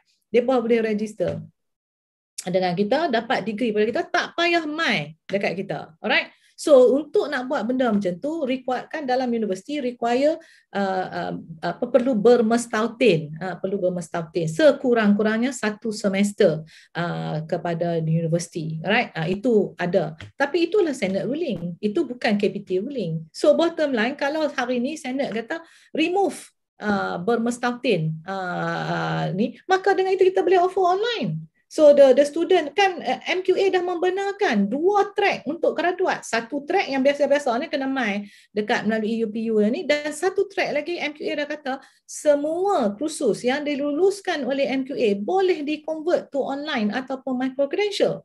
Yang tak buat tu siapa? So if you had done that, then you memang akan ada 2 track di dalam IIUM. 1 track yang budak yang local maybe yang nak mai kat sini, ataupun dan 1 lagi track budak international tak payah mai, ataupun budak lokal tapi dia OKU, dia nak duduk kat rumah tapi dia nak dapat degree daripada UIA, lagi kita buka kepada budak-budak OKU. Alright, ataupun dia ada dekat prison ni, aku nak suruh hampa fikir ni tak ada. So nanti keluar aku dah pula nak suruh you all fikir dengan lebih cerah tentang perkara ni. There are many. If you now say you're an Islamic university, you want to enforce inclusivity, right? So you nak sebanyak mungkin orang mendapat kewibawaan, mendapat knowledge, right? So orang dalam prison tak boleh dapat knowledge ke?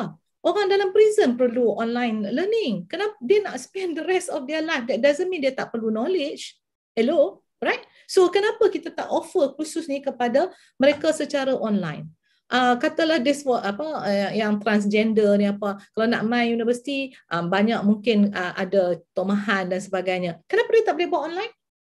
So you offer the same and dia boleh graduate pun dalam bidang XYZ, right? Yang daripada IIUM. So tak semestinya budak international saja, budak lokal pun. Bila kita remove bermestautin, keperluan bermestautin, maknanya kita dah open macam OUM, Open University, tak perlu datang kepada kampus. Alright, and OUM-nya students berapa ratus ribu. Alright, so basically think of UIA. Supposedly hampa lah paling hebat untuk OIC, right? So OIC countries now cannot come in, right? So bottom line sekarang ni, when we offer online, the cost is not as expensive as if they have to come here. Dah lah kena bayar international punya flight, nak kena duduk living expenses, tidak.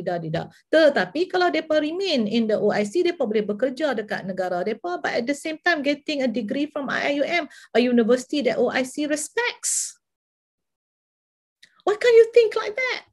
So you know, don't tell me about MQA tak membenarkan. MQA dah benar, tinggal sekarang ni you are the one who has now to, that's what I mean. Autonomy is given but you ain't using it. Try to capitalize on all this autonomy that is within the capacity of IIUM to actually now improve IIUM and actually, you know, set the trend for the future lah. Kan? Sebab the future is all going to be online. Habis cerita dah, tak payah argue about, you know, the future is online. So when you declare to KPT how many postgraduate you have, it's not about the number of postgraduate here. It's the number of postgraduate registered with you, which can be here or internationally. Right? Khan University, Khan Academy, berapa? 100,000 people. 1.1 million people, Khan Academy. And what did he do? He allowed for inclusivity people of the poor can now register. So being an Islamic university, this is probably something that we should be thinking about. You know, so tak tahulah. Aku kata aja lah. So bottom line sekarang ni, I can say as much, but if nobody ambil tindakan, I'm going to like, I give a lot of ideas already, but you know, tindakan is SLOW, right? So it requires everybody to actually work on some of the things that I say. You know, dengar seronok lah, tapi at the end of the day, do it. It's better to do than what you say. It's better to do than just what you say. So what you do matters rather than what you say. So I said this many times already by Stephen Covey. I pegang pada that lah. Datuk. Ya. Bunyi Boleh macam tak? juga ni. Ya. One last question from me. Actually, I want to ask the opinion from you.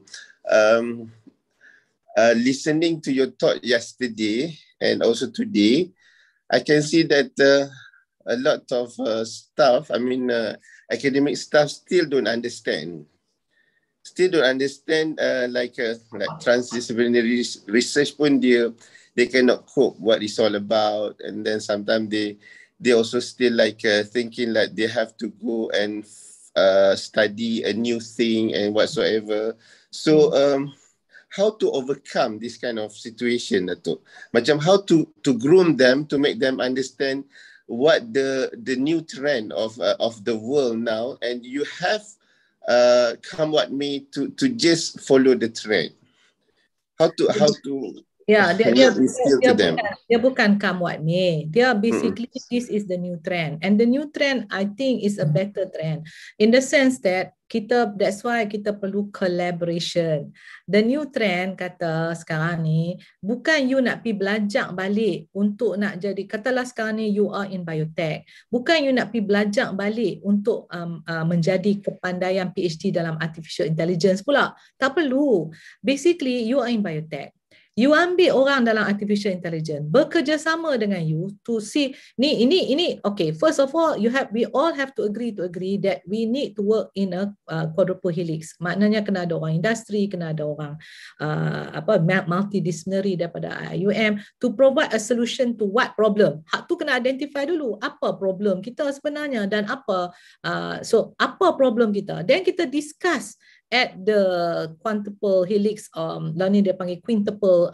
Quintuple maknanya termasuk environment. Nampak? Planetary health dah mula come in lah. That's why quintuple sekarang. So bila kita fikirkan macam ni, apa problem yang kita nak solve? Itu kena identify dulu apa problem kita nak solve. Untuk nak tahu apa problem nak solve, you kena masuk dalam community, because community akan tell you what is the problem. Community akan tell you why am I facing floods? Right? Why am I facing floods? So therefore padahal dalam Selangor ni tak patut ada floods dah. So yang flood ni kat mana? Kelantan, Terengganu, right? So why are we facing floods in Selangor? So you have to now identify what I mean by community macam tu lah. So therefore you have to work in the ni, why is this happening? Orang policy, orang apa semua kena ada bersama dan together come up with a solution. Alright, so dalam coming up with the solution, barulah kita boleh identify, okay, aku hebat dalam biotech, aku hebat dalam climate change, aku hebat dalam geospatial, aku hebat dalam flood and water retention, aku hebat dalam ni, aku hebat dalam tu. So together kita buat the solution. Faham tak? Maknanya it's now collaborative research platform. Tak perlu masing-masing pergi belajar balik PhD nombor 2. It is a matter of kita work bersama dengan masing-masing punya expertise to now provide the solution together. So bila jadi macam tu, Asma, kerja hang macam ni boleh tak? Okay, dan kita bagi-bagilah kerja. So itu maknanya a research cluster. Working now to do this. Okay, apa difference between a research cluster and a group? A group ada satu leader, the rest follower. That is a group. Kita kalau boleh tak mau pakcik a group. Kita mau a cluster where everybody pull their weight. Itu baru dipanggil team, a research team. So saya bila tengok group, kata I rasa you all cannot differentiate between what is group, what is cluster, what is team. A research cluster is equal to a team. Maknanya everybody equal strength, pulling their weight to deliver the solution. But a group ada one leader and the rest are all follower. So bila dia form a cluster, kalau dalam konsep group, dia kena ada satu leader, the rest ni kira menempel. Faham tak? Menempel. So bottom line sekarang tak payah fikir, tak payah apa.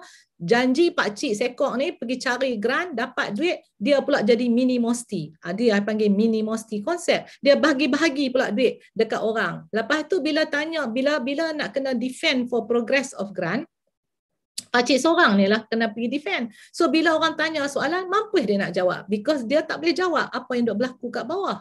Because dia dah bagi-bagi duit tu dan masing-masing buat sendiri-sendiri punya. This is not a cluster and this is not a collaborative research platform. Kalau perangai ni ada lagi dalam universiti, sampai bila-bila kita cannot move forward. That is why kita kata the formation of a cluster. A formation of a cluster means everybody is pulling their weight to solve a problem. Bukan produce, have one ketua and the rest all menenggek. So that's it. To me, I don't want to even discuss benda-benda macam ni because that means we are going backwards. We are not going forward.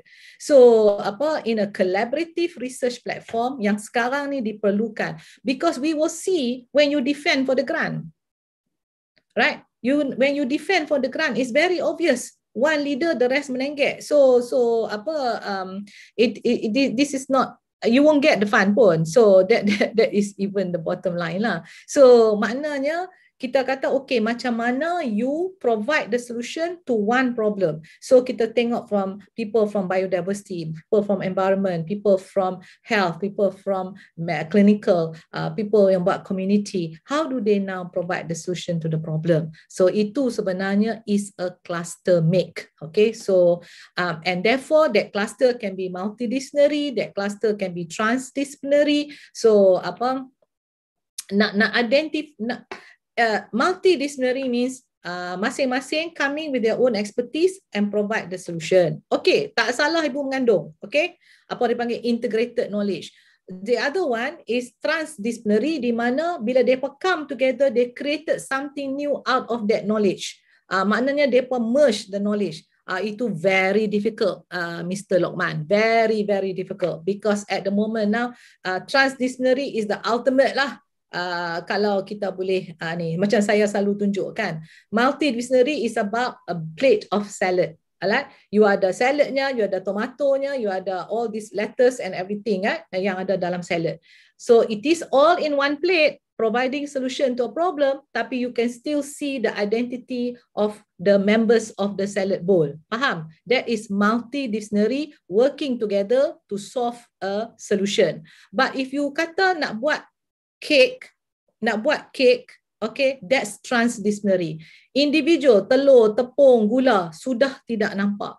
When they make the new solution called the cake, the whole thing is melted and merged together. That's transdisciplinary. That dalam orang kata kalau the highest level of achievement is to reach transdisciplinary. Aku tak minta lah transdisciplinary daripada IIUM. Kalau you dapat multidisciplinary working together on quintuple helix and working as a cluster pun, I kena sujud syukur dah dekat IIUM ni. Habis cerita aku nak cerita ni. InsyaAllah, insyaAllah. After all that I'm talking, I don't know how much already you all dah pandai ke, faham ke. So if you can work together as a cluster and not as a mini mosti, I think that is essential already as step one, Mr. Lokman. If I dare to say, Okay, thank you, Dr. Lokman, for asking good question. I made it. Tak apa, dia berani tanya, dia berani dapatlah jawapannya. So, any more question? Okay. So that's why bagi saya kan, having a multidisciplinary research cluster, Mr. Lokman, is what I would aim for as step one. In the formation of anything new lah in the future, right? Kalau boleh, memang that is what I would like to have. like to see it happening in IIUM. Barulah, you know, because you cannot run until you belajar to crawl first, betul tak? So kita crawl dulu, kita bersama-sama, you know, behave as a toddler dulu, then only we grow up as an adult. And the final adult to me, Professor Samsul, is the transdisciplinary, but that's not easy to achieve lah. So let's go for a multidisciplinary, interdisciplinary, whatever you want to call it. You know, having all these identities on a salad bowl. Itu bagi I paling penting, because on that salad bowl can be religion, can be spirituality, can be arts, science, humanities, and the sciences all working together. Tak apa, nampak lagi identiti mereka, tapi kurang-kurangnya they are already on one plate to provide a solution. Alright, so and they are discussing daripada masing-masing working in silo. So that is step one. Petatih dululah step one. Ni kalau dah minta terus dah somebody to do transdisciplinary, bahasa Kelantannya mampu kerah lah for now. Okay, thanks Datuk. Datuk, kita start yang senang-senang dulu Datuk, transgender dulu. No, transgender tu lain. Kita start yang senang dulu, which is multidisciplinary collaborative research platform. Faham Mr. Lokman? Multidisciplinary. InsyaAllah Datuk. Research. Okay, anything else? To ask something, Datuk. Yeah. About this minimum number of enrollment for a course or for a program, so that it can be continued, or else maybe we can suggest for freezing. So in Kuantan campus, I can see some programs, they have very little number of new enrollment. But how to go about on this issue, Datuk? Itulah maknanya bila dapat enrollment tu sikit, maknanya kita kena tanya balik diri sendiri lah. Apa yang aku offer ni something yang budak mau kah?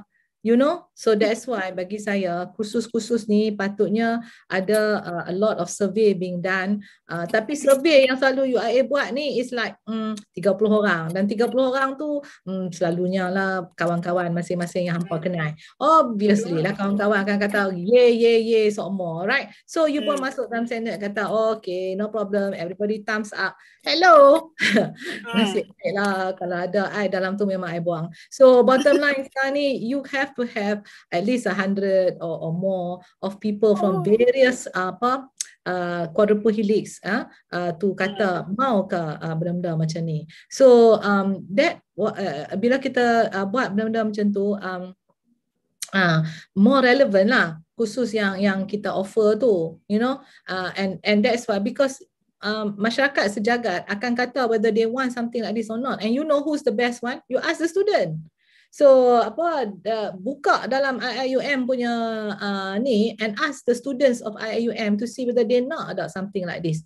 If they kata no, forget about it, because depa pun dah nampak depa tak mau ni. So tapi ada juga khusus-khusus yang kita kena fikirkan. Kalau tanya student pasal logik, pasal falsafah, insya-Allah depa tak mau. Betul tak? So ada benda yang kita kena tengok student mature tak perkara ni, you know. Ada benda kita kena tengok ini memang you perlu, tapi ni so mungkin student kata tak perlu. So things like artificial intelligence, data analytic, coding, all that, this is the keperluan of the tomorrow.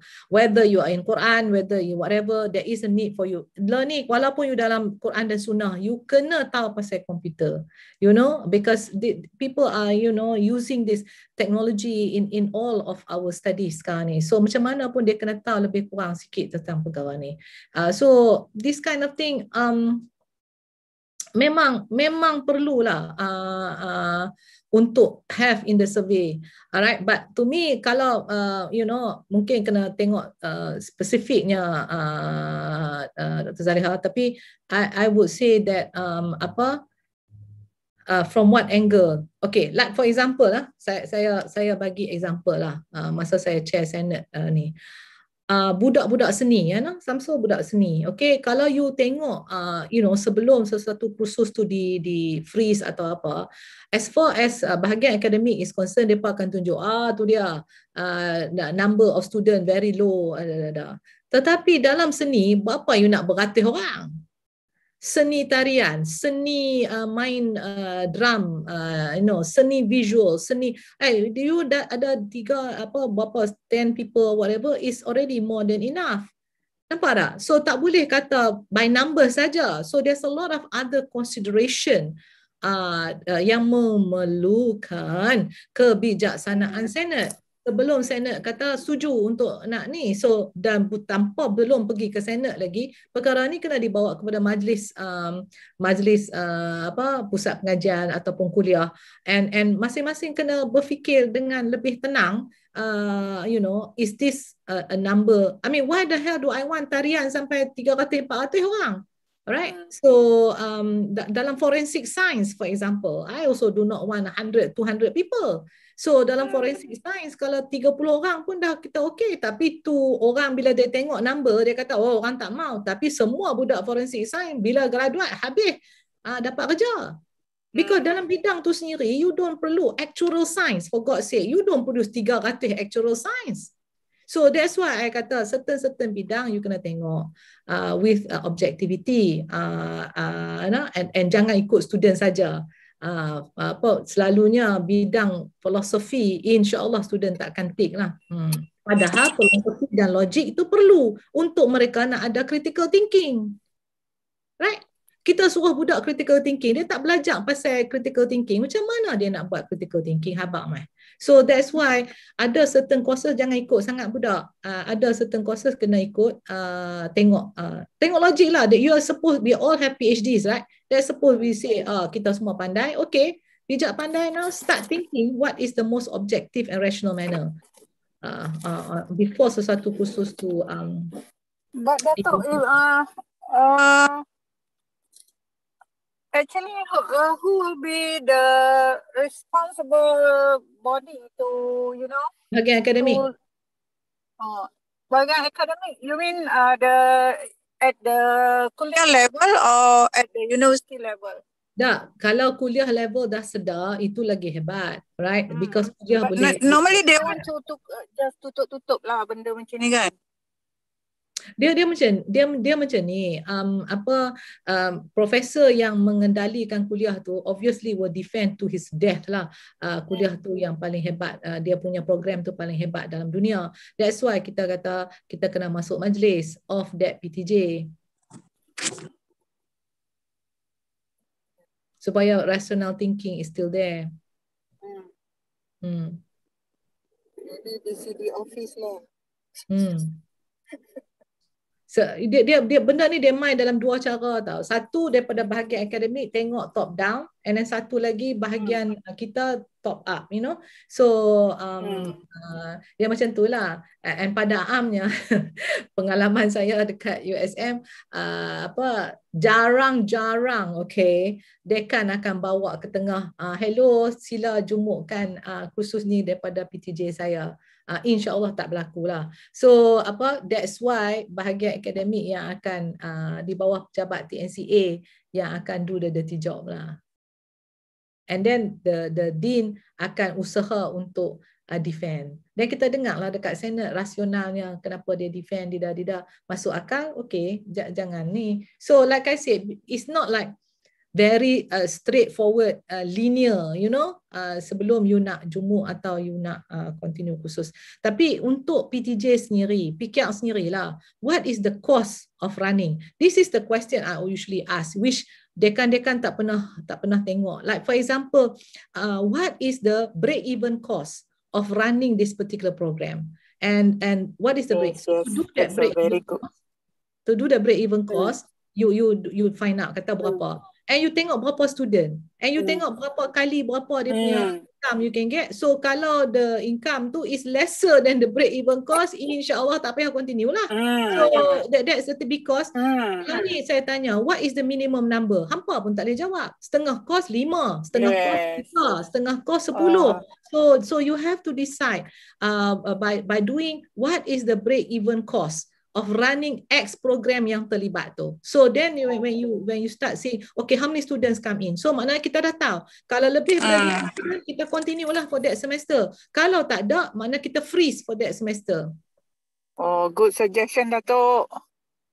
Very good. Yeah. Dah lah tu hampa ni. Ayak pun tak ada. Apa pun tak ada lagi. Mai sini ada nasi kambing, Datuk, insyaAllah. Benda yang tak makan yang tu lah yang we nak offer. You know I don't take kambing. Okay. Anything else?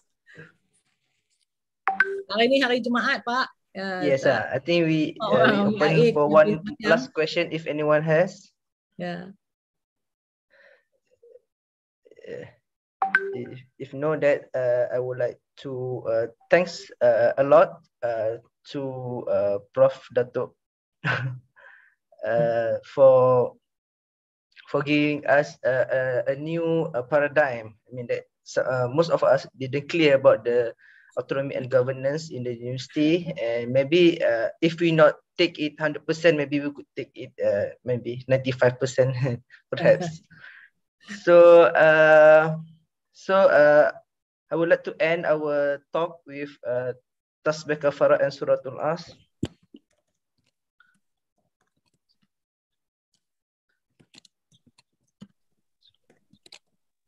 So thank you everyone, and have a good lunch and have a good weekend tomorrow. Thank you. Bye. Terima kasih, Datuk. Terima kasih. Assalam. Bye-bye. Have a good weekend semua. Okay, Assalamualaikum. Thank you, Prof. Assalamualaikum. Datuk kena buat sesi lagi. Aduh. Different level, Datuk. Different level, yeah? Okay, insyaAllah. But, you know, basically, I just don't know what exactly that you don't know. I'm things that we don't know. It is not that we don't know. We don't know whether the right person who should know about this, they know or not. Betul macam tu. Jadi kita pun dah lah ni tomato dekat Sam dah hari ni. Alah, kata habis apa. Nanti balik Kuantan make sure ada some nasi, and don't give me this kambing tinggi, Lokman, because I used to makan kambing. You swore do kambing juga. Alah. Okay people, nice to talk to you. Okay, see you. Bye Fuad, bye semua. Okay. Thank you so much, Datuk. Assalamualaikum. Okay, no problem. Salam. Yeah, Prof, just I'm saying that you need more meetings to know what we don't know. Yeah, to know what is it that you don't know. Yeah, I think that's the biggest thing lah, Prof Ibrahim. You know what? I have a lot of things in my head, and it will sprout out. You know, if I know these are the areas that you want me to discuss about. You know, so I can get the information, I can get a lot of these things. So and I think that's the thing lah. If you know if you want to know more about what is it, but the problem is that, Ibrahim, if you don't know, how you know what to ask, you know? Yeah, true. The education start from here. Learning process start from here.